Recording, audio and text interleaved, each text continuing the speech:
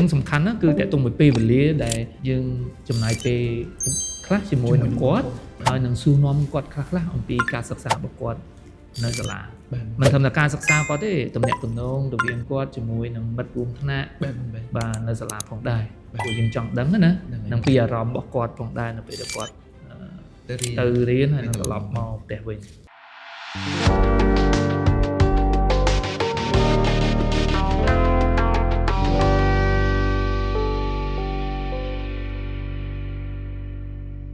បាទជំរាបសួរជំរាបសួរបងដែលជាអាណាព្យាបាលទាំងអស់គ្នាបាទជួបជាមួយខ្ញុំកុសលនិងលោកគ្រូសុភាម្ដងទៀតអញ្ចឹងសម្រាប់ថ្ងៃនេះយើងនឹងមានចំណេះដឹងក៏ដូចជារឿងផ្សេងទៀតដែលអាចចែករំលែកជាមួយនឹងម៉ាក់ប៉ាដែលគិតថានឹងដាក់កូនចូលរៀនក្នុងវគ្គបណ្ដុះបណ្ដាលរបស់យើងបាទអញ្ចឹងឥឡូវសូមជួបជាមួយនឹងលោកគ្រូសុភាទាំងអស់គ្នាបាទជំរាបសួរបងបាទជំរាបសួរលោកគ្រូសុបាយបងបាទសុខសប្បាយអញ្ចឹងថ្ងៃនេះយើងនឹងជួបគ្នាម្ដងទៀតហើយសង្ឃឹមថាថ្ងៃនេះម៉ាក់ប៉ាក៏ដូចជាបងដែលគាត់កំពុងតែទស្សនាគាត់នឹងអាចយល់បន្ថែមទៅលើថាកត្តាអីមូលហេតុអ្វីឬក៏សកម្មភាពអ្វីខ្លះដែល Who Talks គាត់មានដែលគាត់អាចពិចារណាសម្រាប់កូនរបស់គាត់ដាក់នៅក្នុងថ្នាក់របស់យើងបាទជិះកិច្ចចាប់ផ្ដើមបងខ្ញុំចង់ជំរាបសួរសំណួរមួយចំនួនទៅកាន់បងអញ្ចឹងណាបងបាទមានម៉ាក់ប៉ាមួយចំនួនគាត់ក៏មានការថាជាបទពិសោធន៍របស់គាត់គាត់ថាកូនរបស់គាត់គឺខ្មាស់អៀនច្រើនបាទអញ្ចឹងតើតុងទៅនឹងកម្មវិធីរបស់យើងនេះតើអាចជួយឲ្យកូនគាត់មានភាពក្លាហានក៏ដូចជាការមានការប្រស័យតាក់ទងច្រើនជាងមុនបែបណាដែរចង់ឲ្យបងជួយបកស្រាយបន្តិចបានទេបងបាទអរគុណច្រើនលោកគ្រូកសលចំពោះសំណួរតាក់ទងសំណួរនេះដែរបាទនៅក្នុងវគ្គសិក្សារបស់យើងគឺនៅក្នុងសកម្មភាពបានន័យថានៅក្នុងថ្នាក់ណាយើងមានសកម្មភាពមួយចំនួនដែលលោកគ្រូអ្នកគ្រូគឺគាត់បានដាក់ឲ្យកូនសិស្សបានសិស្សសានុសិស្សរបស់យើងហ្នឹងគឺគាត់រៀនប្រស្រ័យតាក់ទងជាមួយនឹងគ្នាបាទហើយក្នុងសកម្មភាពហ្នឹងក៏មានសកម្មភាពសប្បាយផងដែរបានន័យថាពួកគាត់ចូលរួមទាំងអស់គ្នាបាទនិយាយទៅកាន់អ្នកដទៃមិត្តរួមថ្នាក់របស់គាត់ណាហ្នឹងហើយបងបាទមានជាសំណួរដើម្បីឲ្យគាត់សួរទៅកាន់មិត្តរួមថ្នាក់របស់គាត់អូខេបាទហើយសំណួរហ្នឹងគឺជាសំណួរដែលពួកគាត់គឺសុទ្ធតែមានគំនិតនៅក្នុងការនិយាយទេមិនជាសំណួរពិបាកទេបាទហើយសំណួរហ្នឹងគឺគាត់សួរទៅកាន់មិត្តរួមថ្នាក់របស់គាត់ផ្សេងអញ្ចឹងណាដើម្បីបង្កើតទំនាក់ទំនងល្អជាមួយនឹងមិត្តរួមថ្នាក់បាទអញ្ចឹងក៏សកម្មភាពហ្នឹងក៏ជួយឲ្យគាត់មានភាពក្លាហានជាងមុនទទួលបានបាទនៅក្នុងការប្រស័យតាក់ទងជាមួយនឹងអ្នកដទៃផងដែរបាទបងទៅបងព្រោះជាធម្មតានៅពេលដែលកូនគាត់នៅផ្ទះអញ្ចឹងគាត់អត់មានការប្រស័យតាក់ទងប្រកបជាពេលខ្លះគាត់នឹងមានអារម្មណ៍ថាអៀនខ្មាស់បាទហើយពេលដែលគាត់ជួបមនុស្សអញ្ចឹងជួនកាលគាត់អត់ដឹងគួរចាប់ផ្ដើមបែបណាប៉ុន្តែនៅពេលដែលគាត់មកចូលរួមនៅក្នុងវគ្គបណ្ដុះបណ្ដាលរបស់យើងគាត់អាចដឹងពីវិធីសាស្ត្រក៏ដូចជាមានការប្រស័យតាក់ទងជាមួយនឹងក្មេងៗដែលអាយុសកលពួកគាត់ណាដែលធ្វើឲ្យពួកគាត់ហ្នឹងកាន់តែមានទំនុកចិត្តនិងភាពក្លាហានច្រើនជាងមុនបាទត្រឹមត្រូវហើយកន្លែងហ្នឹងបាទចង់សួរបងបន្ថែមតិចបងតាក់ទងទៅនឹងកម្មវិធីរបស់យើងរវាងក្មេងៗដែលគាត់អាយុ6ទៅ9ឆ្នាំហើយនឹង10ទៅ15ឆ្នាំតើវាមានភាពខុសគ្នាឬក៏វាស្រដៀងគ្នាបែបណាដែរបងបាទជឿថាពុកម្ដាយមួយចំនួនបែរជាគាត់ចង់ដឹងដែរបាទនៅក្នុងចំណុចនេះផងដែរនៅ Good Talks Academy របស់យើងគឺមានបែងចែកជាអាយុមិនថាជាក្រុមសម្រាប់បងប្អូនឬក៏កូនអាយុ6ទៅ9ឆ្នាំគាត់នៅក្នុងថ្នាក់មួយថ្នាក់ផ្សេងបាទហើយបងប្អូនឬក៏សិស្សានុសិស្សដែលគាត់អាយុ10ទៅ15គាត់មានមួយថ្នាក់ផ្សេងទៀតទៅបាទអញ្ចឹងយើងបែងចែកតាមអាយុអញ្ចឹងដើម្បីកុំឲ្យមានគម្លាតអាយុបានន័យថាឆ្ងាយពេកបាទបានន័យថាសកល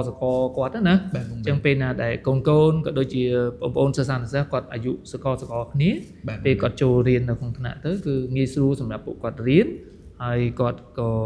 ប្រស័យតាក់ទងក៏បានប្រសើរជាងមុនដែរព្រោះអាយុលបាក់គ្នាបានតែប្រហែលគ្នាណាបាទហើយចំពោះសកម្មភាព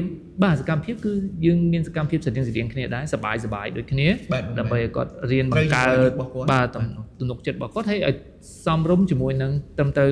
សមជាមួយនឹងអាយុរបស់គាត់ផងដែរបាទបងបាទព្រោះតាមបទពិសោធន៍របស់ខ្ញុំក៏ខ្ញុំដឹងណាពេលខ្លះយើងដាក់អូនអាយុត្រឹម7ឆ្នាំទេ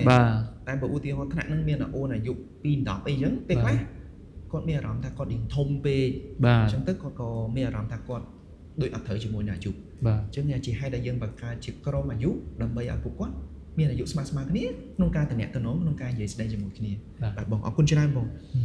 សំណួរបន្ទាប់បងពីឪពុកម្ដាយដែរតើនៅក្នុង course របស់យើងកម្មវិធីរបស់យើងណាវាមានជំនាញអីដែលវា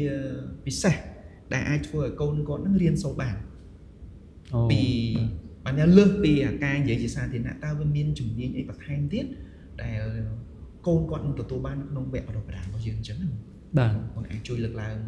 មួយចំណុចឬក៏ពីរចំណុចបានទេបាទអរគុណចំពោះសំណួរលោកគ្រូកុសលតើតើចំណុចនេះដែរក្រៅពីជំនាញនិយាយជាសាធារណៈយើងក៏មានបានដាក់បញ្ចូលទៅជំនាញទុនឬក៏យើងហៅថា soft skill បន្ថែមទៀតណាដូចជាជំនាញប្រស័យតាក់ទងបានថាជំនាញទំនាក់ទំនងណាទំនាក់ទំនងបាទគឺគាត់រៀនប្រស័យតាក់ទងជាមួយនឹង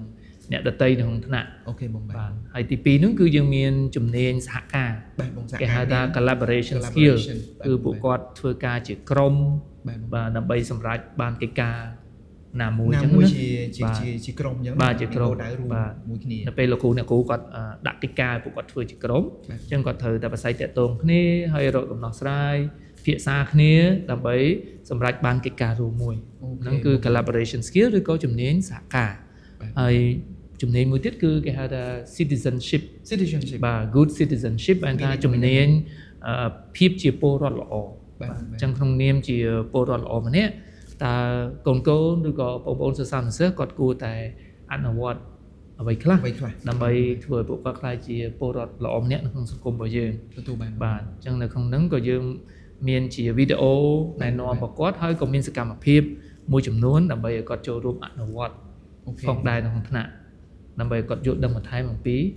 ភាពជាពលរដ្ឋល្អអរគុណច្រើនបងអញ្ចឹងសម្រាប់បងដែលជាអាណាព្យាបាលឃើញថាថ្នាក់ក៏ដូចជាវគ្គសិក្សារបស់យើងមិនមែនផ្ដោតទៅលើរឿងថាយើងឡើងលើឆាកនិយាយមុខមនុស្សជាច្រើនទេប៉ុន្តែ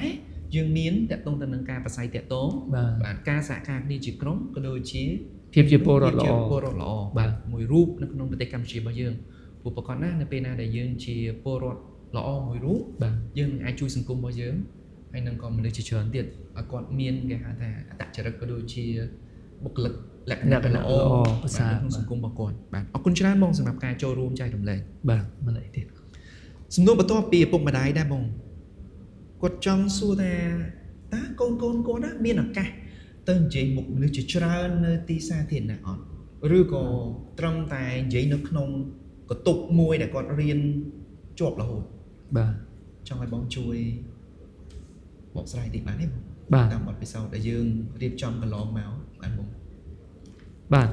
ចំពោះសំណួរនេះផងដែរបាទនៅ Good Talks Academy របស់យើងគឺយើងមានជាឱកាសសម្រាប់កូនក៏ដូចជាបងប្អូនសិស្សានុសិស្សដែលគាត់រៀនពីសប្តាហ៍ទី1រហូតដល់សប្តាហ៍ទី10ពេលគាត់រៀនចប់ជាធម្មតានៅសប្តាហ៍ចុងក្រោយគឺគាត់នឹងឡើងនិយាយធ្វើបទបង្ហាញនៅចំពោះមុខទស្សនិកជនជាច្រើនបាទហើយពេលខ្លះយើងក៏បានរៀបចំបានឲ្យពួកគាត់មានឱកាសក្នុងការនិយាយនៅទីសាធារណៈផងដែរបាទអូខេបងតួខ្ញុំទាំងយើងនៅក្នុង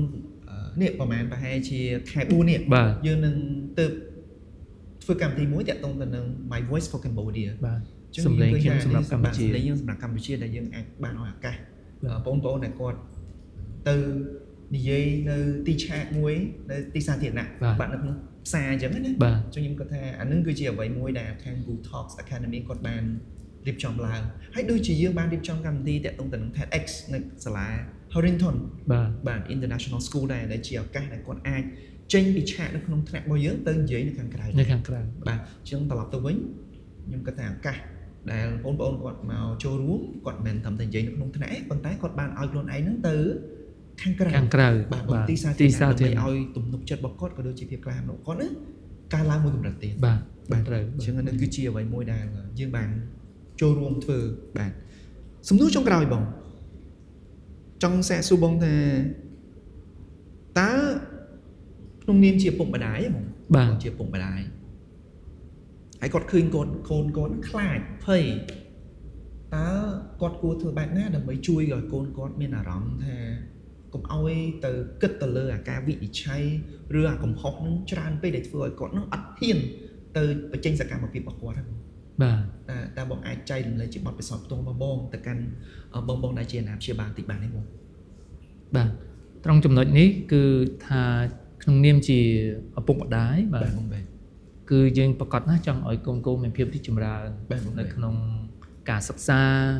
ក៏ដូចជានៅក្នុងជីវិតរបស់គាត់បាទតកតងចំណុចនេះគឺជាឪពុកម្ដាយមួយរូបយើងគួរតែលើកទឹកចិត្តគាត់បានថានិយាយលើកទឹកចិត្តគាត់ហើយជាពិសេសហ្នឹងគឺមានពេលវេលាខ្លះដើម្បីសួរនាំគាត់ណាបាទសួរនាំឧទាហរណ៍ថាបើសិនជាគាត់ត្រឡប់មកពីសាលាវិញអញ្ចឹងសួរគាត់ថាថ្ងៃនេះកូនមិនដែរនៅបាទមានអារម្មណ៍មិនដែរនៅសាលារៀនសប្បាយចិត្តទេឬក៏មិនសប្បាយចិត្តទេបាទហើយថ្ងៃនេះរៀនសូត្របានអ្វីខ្លះបាទមានអ្វីថ្មីដែលគាត់រៀនសូត្របានណាហើយមានជាការលំបាកអ្វីទេនៅសាលាបើមានអាចប្រាប់ប៉ាឬក៏ម៉ាក់តើប៉ាឬក៏ម៉ាក់មានអ្វីដែលអាចជួយបាទន័យថាជុំជ្រែងកូនបន្ថែមអញ្ចឹងណាបើមានអ្វីឲ្យប៉ាម៉ាក់ជួយសម្របសម្រួលឬក៏ជួយផ្នែកអ្វីមួយដែលគាត់អត់យល់ឬក៏គាត់ខ្លាចគាត់ពិបាកអីមួយនៅសាលាណាអញ្ចឹងគាត់អាចប្រាប់ទៅប៉ាម៉ាក់អូខេអញ្ចឹងពេលហ្នឹងប៉ាម៉ាក់គាត់បានដឹងព័ត៌មានមួយចំនួនដែលគាត់អាចជួយកូនគាត់បានអូខេបាទអញ្ចឹងសំខាន់ណាគឺតកតងមួយពេលវេលាដែលយើងចំណាយពេលខ្លះជាមួយនឹងគាត់ហើយនឹងសួរនាំគាត់ខ្លះអំពីការសិក្សារបស់គាត់នៅសាលាមិនត្រឹមតែការសិក្សាគាត់ទេទំនាក់ទំនងរវាងគាត់ជាមួយនឹងមិត្តរួមថ្នាក់បាទនៅសាលាផងដែរព្រោះយើងចង់ដឹងណានឹងពីអារម្មណ៍របស់គាត់ផងដែរនៅពេលដែលគាត់ទៅរៀនហើយនឹងត្រឡប់មកផ្ទះវិញមែនតើបងតកតងទៅនឹងការចំណាយពេលជាមួយនឹងពួកគាត់ព្រោះខ្ញុំជឿជាក់ថាមានម៉ាក់ប៉ាមួយចំនួនគាត់បានចំណាយពេលជាមួយនឹងកូនហើយក៏អាចជួយកូនបានច្រើនមែនតើតកតងទៅនឹងខាងក្នុងខាងផ្លូវចិត្តរបស់គាត់ហើយក៏លើកទឹកចិត្តទៅម៉ាក់ប៉ាមួយចំនួនទៀតឲ្យគាត់ចំណាយពេលដើម្បីយល់ពីកូនអញ្ចឹងទើបយើងអាចជួយគាត់បានព្រោះពេលខ្លះបើសិនជាយើងអត់យល់ពីគាត់ក៏យើងអត់ដឹងថាជួយគាត់បែបណាដែរអញ្ចឹងហ្នឹងគឺជាកត្តាសំខាន់មែនតើដែលយើងជាម៉ាក់ឬក៏ជាប៉ាសម្រាប់ខ្ញុំក៏ជាឪពុកមួយរូបដែរអញ្ចឹងប្រកាសណាស់តែងតែសួរកូនពេលគាត់ចេញពីរៀនអាហ្នឹងគឺជាការបង្កើតទំនាក់ទំនងល្អដើម្បីឲ្យយល់គ្នាទៅវិញទៅមកទៅជិះគាត់បើកចិត្តក្នុងការគាត់ប្រាប់យើងហើយយើងក៏អាចទៅជួយគាត់បាទអញ្ចឹងនេះគឺជាសំណួរមួយចំនួនដែលយើងបានពីបងដែលជាអាណាព្យាបាលដែលគាត់ចង់ដឹងតាក់ទងទៅនឹងកម្មវិធីរបស់យើងក៏ដូចជាការជួយដោះស្រាយទៅលើបញ្ហាមួយចំនួនដែលគាត់ជួបប្រទះអញ្ចឹងសង្ឃឹមថាបងដែលជាអាណាព្យាបាលនឹងអាចទទួលបានចំណេះដឹងមួយចំនួនថ្មីហើយសង្ឃឹមថាអ្វីដែលខ្ញុំជាមួយលោកគ្រូបកស្រាយថ្ងៃនេះអាចជាគេហៅថាជាទុនមួយ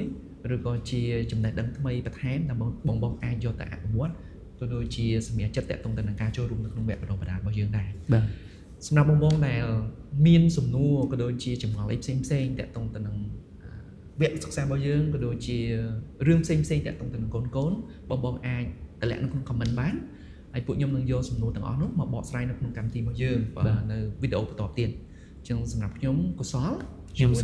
សុភាបាទសូមអរគុណសូមជម្រាបលាជួបគ្នានៅឱកាសវីដេអូបន្តទៀតបាទសូមអរគុណបាទសូមអរគុណ